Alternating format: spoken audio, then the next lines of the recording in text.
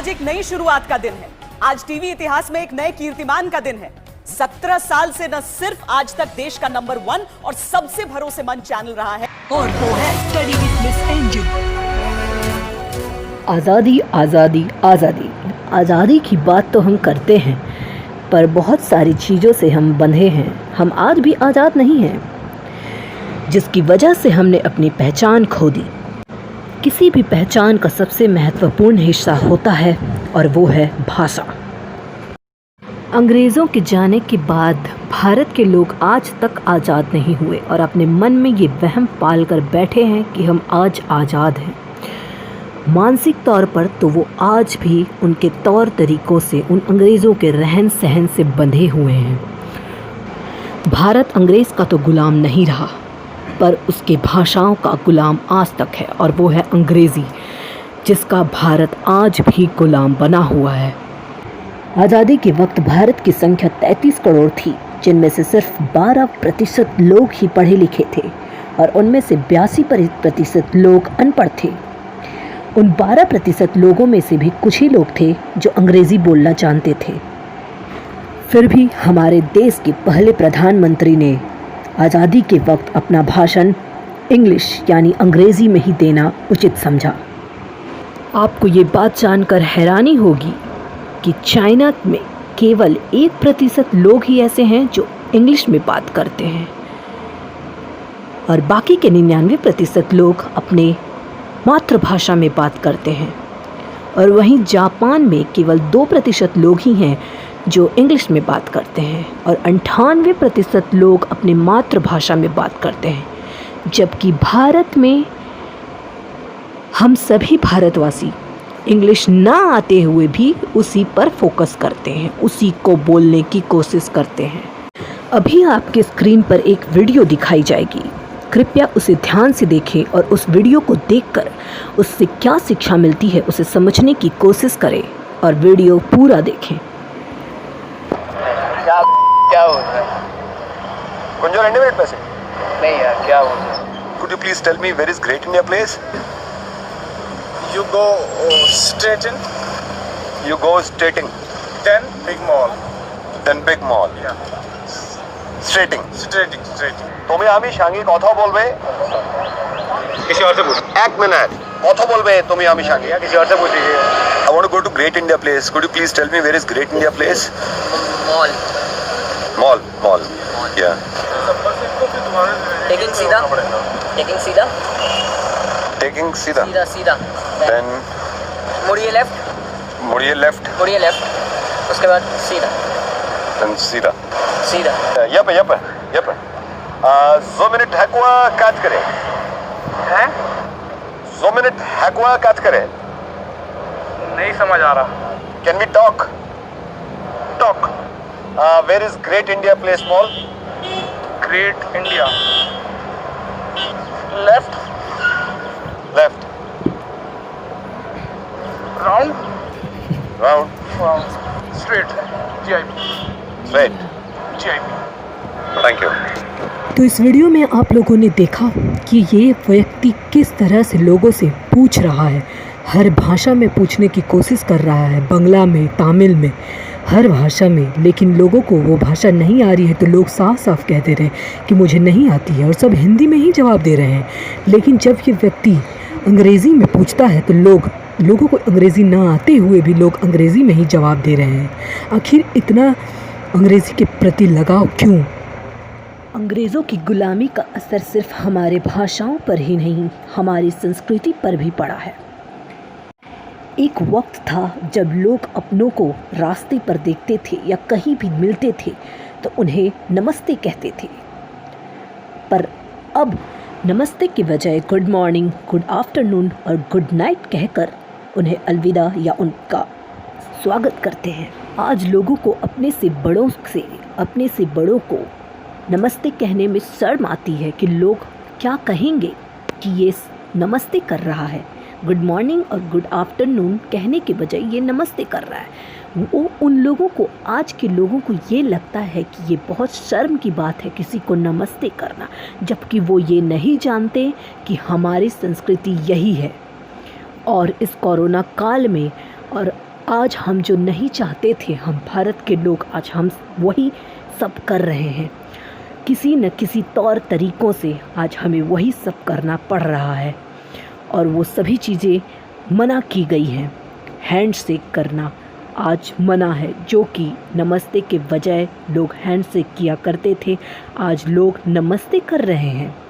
तो कहीं ना कहीं बहुत पूर्वजों से चली आ रही परंपरा हमारे लिए अच्छी ही और उसी परंपरा की वजह से आज हम सब बचे हुए हैं। हालांकि इसका असर, अंग्रेज़ों का असर हमारे खान पान पर भी पड़ा है। हम पानी पूरी और सब्जी की रेसिपी जानने के बजाय हम पिज़्ज़ा, बर्गर, इन सब की रेसिपी जानते हैं, इन्हें जानने की कोशिश करते हैं और खाते भी हैं। तो पिज़्ज़ा, बर्गर, नूडल्स, चाउमीन और इन सब पानी पूरी और सब्जी को इग्नोर करते हैं और वहीं अंग्रेज़ आज हमारे तौर तरीक़ों को अपना रहे हैं और पानी पूरी और सब्जी जैसे रेसिपी को सर्च कर रहे हैं कि ये आखिर बनता कैसे है। जबकि ब्रिटेन के प्रधानमंत्री आज भी मेड इन इंडिया साइकिल चलाकर अपने देश के लोगों को भारत की तरह स्वस्थ रहने का संदेश दे रहे हैं और यहाँ भारत के लोग अंग्रेज़ों का गुलाम बने हैं। हालांकि 15 अगस्त 1947 में हमारा देश आज़ाद हुआ, पर हम आज भी उनके गुलाम बने हुए हैं। इस वीडियो में भाषण देने का या मेरा बोलने का मतलब आप लोगों को या अपनों को या इस भारत को नीचा करना नहीं है। इस वीडियो को बनाने का मेरा एक ही मकसद है और यही है कि आज भी हम मानसिक तौर पर अंग्रेज़ों के गुलाम बने हैं। हम ये नहीं कहते कि हमें ये सब चीज़ें नहीं खानी चाहिए, हमें उनके तौर तरीके नहीं अपनाने चाहिए, पर मेरा कहने का यही मकसद है कि हम धीरे धीरे अंग्रेज़ों के गुलाम होते जा रहे हैं और उनकी तरफ हमारा झुकाव ज़्यादा बढ़ते जा रहा है और हम अपनी संस्कृति से दूर होते जा रहे हैं। आपको ये बात जानकर हैरानी होगी कि हमारे देश का नाम, भारत का नाम इंडिया, ये भी अंग्रेज़ों ने ही रखा था, जो आज तक चलती आ रहा है। इस वीडियो में किसी भी बात का बुरा लगा हो तो माफ़ कीजिएगा और कमेंट बॉक्स पर अपने अपने विचार ज़रूर कहें। बात सच है, इसलिए कड़वी है, पर ये सच है। भारत की सबसे बड़ी परीक्षा UPSC, जिसे देखकर लोग एक कलेक्टर बनते हैं, एक अधिकारी का पद प्राप्त करते हैं। इस परीक्षा के 3 परीक्षाएं होती हैं, जिसमें तीसरी परीक्षा इंटरव्यू होती है। ये सच्ची घटना है, इसे ध्यान से सुनिएगा, कुछ मिनट की ही है ये। जब एक कैंडिडेट इस परीक्षा को देने गया तो उसे इंटरव्यू में जब सवाल पूछे गए तो उसने सारे प्रश्न के उत्तर हिंदी में दिए, क्योंकि उसे अंग्रेज़ी नहीं आती थी। तब उस इंटरव्यू में उससे कहा गया कि तुम्हें अंग्रेज़ी नहीं आती है तो तुम इस पद को क्या चलाओगे, तुम तो अंग्रेज़ी ही नहीं जानते हो, तो तुम क्या अधिकारी बनोगे। पर उसने कुछ उत्तर नहीं दिया, उस कैंडिडेट ने कोई जवाब नहीं दिया। उसने उस इंटरव्यूअर से कहा, सर मुझे प्यास लगी है, क्या मैं पानी पी सकता हूँ। इंटरव्यूअर ने कहा, बिल्कुल, टेबल पर रखी है ग्लास, पी लो, जो कि कांच की ग्लास थी। तो उस कैंडिडेट ने कहा, सर मैं कांच के ग्लास से पानी नहीं पीता हूँ, मुझे स्टील की ग्लास चाहिए, क्या मुझे उसमें पानी मिलेगी। तब इंटरव्यूअर ने कहा कि पानी कांच के ग्लास में हो या स्टील के ग्लास में, पानी पीने से मतलब है, फिर तुम्हें दिक्कत क्या है। तभी एक शानदार सा जवाब देते हुए उस कैंडिडेट ने कहा, सर मैं भी वही कहने की कोशिश कर रहा हूँ, पानी कांच के ग्लास में पियो या स्टील के ग्लास में, पानी ही तो पीना है और पानी पीने से ही तो मतलब है। अगर मुझे अधिकारी का पद दिया जाता है, अगर मैं एक DM बनता हूँ या कलेक्टर बनता हूँ, तो मेरा काम देश को संभालना है, लोगों की समस्याओं को सुलझाना है। इसमें भाषा का क्या लेना देना, फिर मैं अंग्रेज़ी में कहूँ या हिंदी में, मेरा काम तो केवल लोगों की समस्याओं का हल करना है। अगर मुझे इस कार्य के लिए चुना जाता है तो उस कार्य को करते हुए भी मैं इस भाषा को सीख सकता हूँ। इस शानदार सा जवाब सुनकर इंटरव्यूअर के होश उड़ गए और उन्होंने उसे एक अधिकारी का पद दिया और वो एक आज IAS ऑफिसर है। और उन्होंने ये साबित कर ही दिया उन IAS ऑफिसर ने कि भाषा किसी इंसान की पहचान नहीं बता सकती। लोग सोचते हैं कि जो अंग्रेज़ी जानता है वही ज्ञानी है और जो नहीं जानता वो तो बेवकूफ़ है, पर ऐसा नहीं है।